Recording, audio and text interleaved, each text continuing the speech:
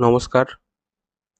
আপনারা অনেকেই বাংলার ভূমি ওয়েবসাইট থেকে কোনো কিছু জমি জায়গার তথ্য বের করার জন্য দাগ বা খতিয়ান নম্বর দিয়ে বের করেন।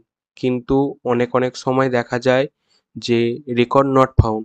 এই রেকর্ড নট ফাউন্ড কিসের জন্য আসে বা কেন আসে, আজকে আমি এই ভিডিওর মাধ্যমে আপনাদেরকে সম্পূর্ণটাই জানানোর চেষ্টা করব। এই রেকর্ড নট ফাউন্ড আসার বিভিন্ন কারণ হতে পারে। আজকে আমি আপনাদের প্রধানত ৩ টে কারণ বলবো। প্রথম কারণ হচ্ছে, আপনি যখন কোনো দাগ বা খতিয়ান নম্বর দিয়ে সার্চ করছেন তখন প্রথমবার সঠিক তথ্য বেরিয়ে এলো। আবার আপনি যখন সেই একই দাগ বা খতিয়ান নম্বর দিয়ে সার্চ করছেন তখন দেখতে পাচ্ছেন রেকর্ড নট ফাউন্ড। এই দ্বিতীয়বার রেকর্ড নট ফাউন্ড আসার কারণ হচ্ছে কোনো সময় সার্ভারের প্রবলেমের জন্য রেকর্ড নট ফাউন্ড আসতে পারে।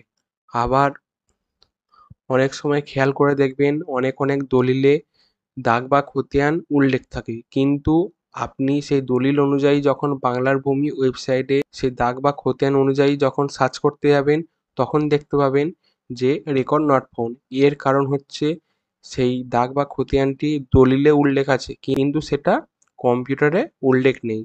এর জন্য রেকর্ড নট ফাউন্ড আসে। তো এই ছিল প্রধান ৩টি কারণ।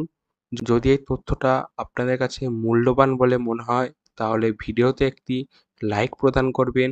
আর আমাদের চ্যানেলে নতুন হয়ে থাকলে আমাদের চ্যানেলটিকে সাবস্ক্রাইব করে আমাদের পাশে থাকবেন। ভিডিও সংক্রান্ত যদি কোনো প্রশ্ন থেকে থাকে তাহলে নিচের কমেন্ট বক্সে কমেন্ট করে জানাবেন।